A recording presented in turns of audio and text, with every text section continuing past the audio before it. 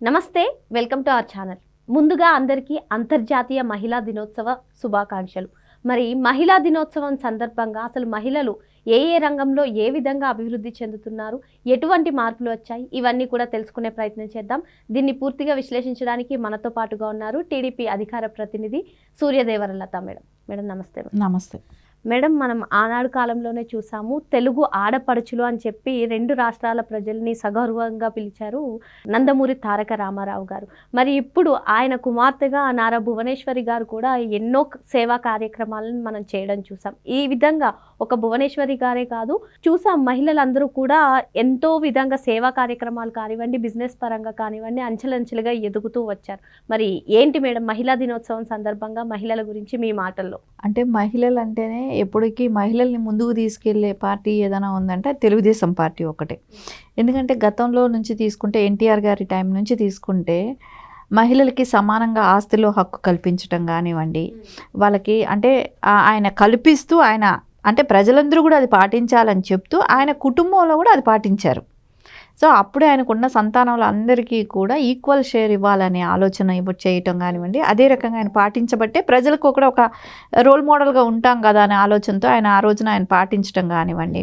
తర్వాత ఆ శాసనసభలకి ఎక్కువ మంది మహిళలను పంపించాలనే ఆలోచనే కానివ్వండి, ఆ రకంగా ఆలోచించటం కానివ్వండి.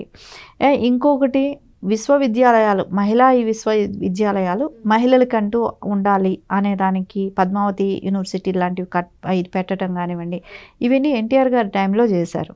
తర్వాత నారా చంద్రబాబు నాయుడు గారు సీఎం అయిన తర్వాత అది కంటిన్యూ చేస్తూ రావటం. అన్న ఎన్టీఆర్ గారు అని చెప్పానంటేనే అర్థం ఏంటి, అన్నగా ఆయన్ని భావించారు. సో అందరూ సోదరులే, ఆయనకు అందరూ చెల్లెళ్ళే. ఇంతమంది రాష్ట్రంలో ఉన్న తెలుగు మహిళలే కానివ్వండి, అందరూ ప్రపంచవ్యాప్తంగా ఉన్న వాళ్ళందరూ కూడా అన్న అని సంబోధించేవాళ్ళు. సో ఆయనకు అందరూ చెల్లెళ్ళు లాంటివి. అదే లాంటిది నెక్స్ట్ తరంకి వచ్చేటప్పటికి మనం నారా చంద్రబాబు నాయుడు గారు కూడా అదే రకంగా ఆలోచించారు.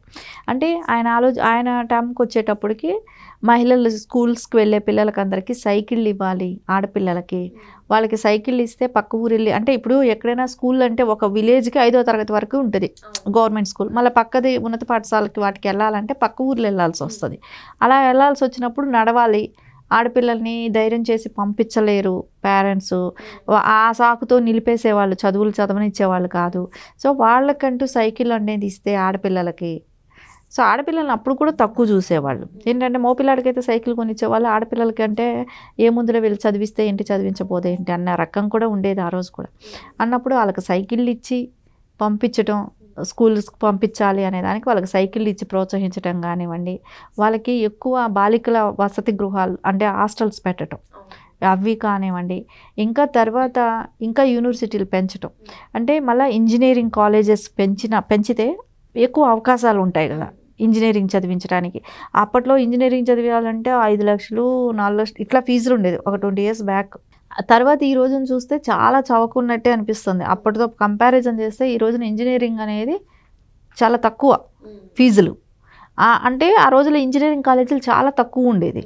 సో ఇంజనీరింగ్ చదవటం అంటే పెద్ద గొప్పగా ఫీల్ అయ్యేవాళ్ళు. ఈ రోజున అందరికీ రావటం, ఈ రోజున ఇంతమంది ఇన్ని లక్షల మంది సాఫ్ట్వేర్ ఎంప్లాయీస్ అందరూ కూడా తయారవటానికి కారణం నారా చంద్రబాబు నాయుడు గారు తీసుకున్న డెసిషన్ మూలానే ఈ రోజున 2 తెలుగు రాష్ట్రాల్లో కూడా ఆ రకంగా ముందుకు రావటం కానీ ఆ మహిళలకి ఇవన్నీ చూస్తుంటే ఇంకా అంటే ఇప్పుడు ఆయన ఫాలో అవుతూ ఆయన కుటుంబంలో కూడా ఫాలో కానిచ్చడం.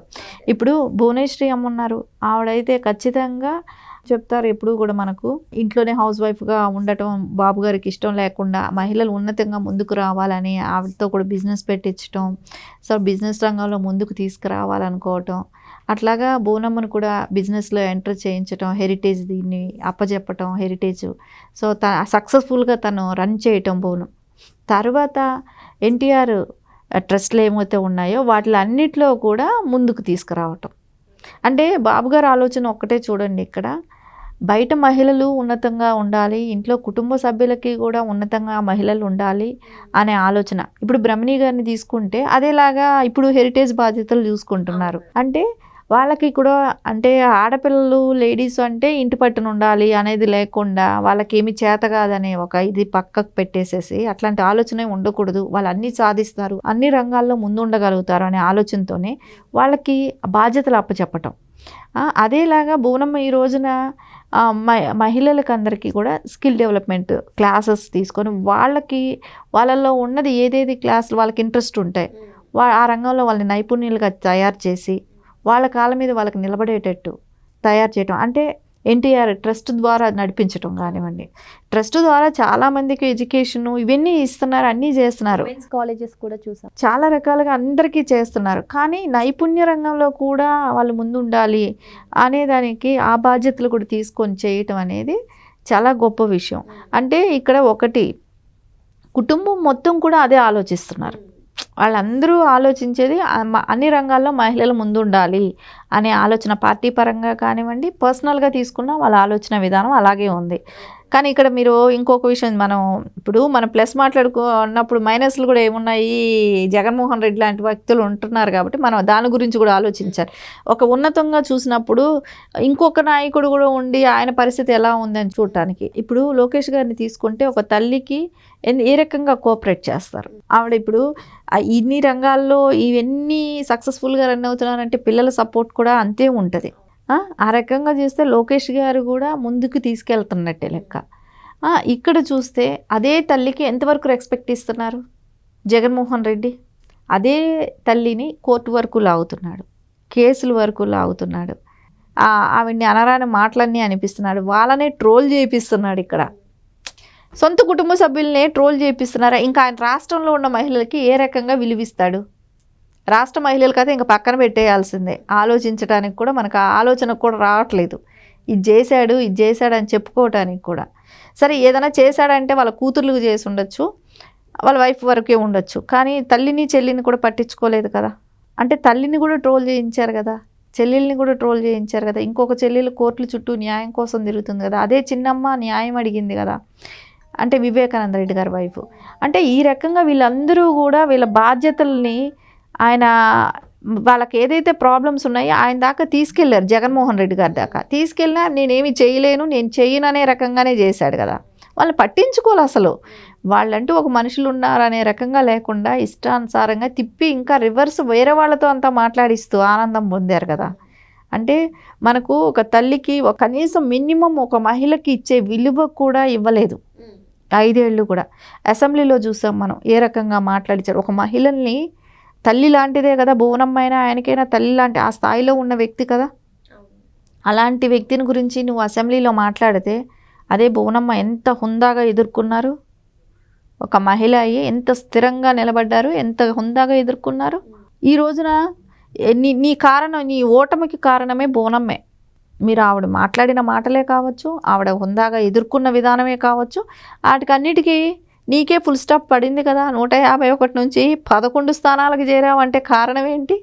ఒక మహిళని మాట్లాడిన మాటలు, మహిళల్ని పెట్టిన ఇది ఎక్కడికి పోదు. మహిళల్ని ఇబ్బంది పెడితే ఇప్పుడు న్యాయంగా నిజాయితీగా ఉన్న వాళ్ళని ఎవరిని ఇబ్బంది పెట్టినా అది రివర్స్ వస్తుంది జగన్మోహన్ రెడ్డి గారికి. అది తెలియలేదు. నువ్వు నిజాయితీ పరులని మాట్లాడిన దానికే నీ లైఫ్లో ఒక గుణపాఠం అయింది.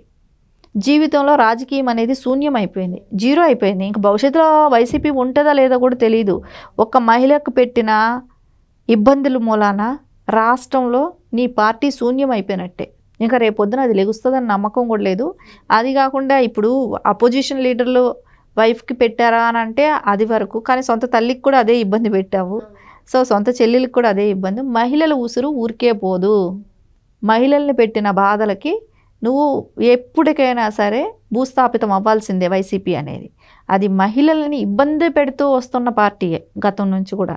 సో అందుకని ఇక్కడ మనం మంచి మాట్లాడుకోవాలి, చెడు మాట్లాడుకోవాలి. కాబట్టి సమాజంలో ఉన్న నాయకుల పరిస్థితి మాట్లాడుకున్నప్పుడు ఖచ్చితంగా ఈ 2 వేరియేషన్స్ మనం ఆలోచిస్తే ఏది మంచి ఏది చెడు అనేది క్లియర్ కట్గా తెలిసిపోతుంది, అర్థమవుతుంది కదా ఇక్కడ.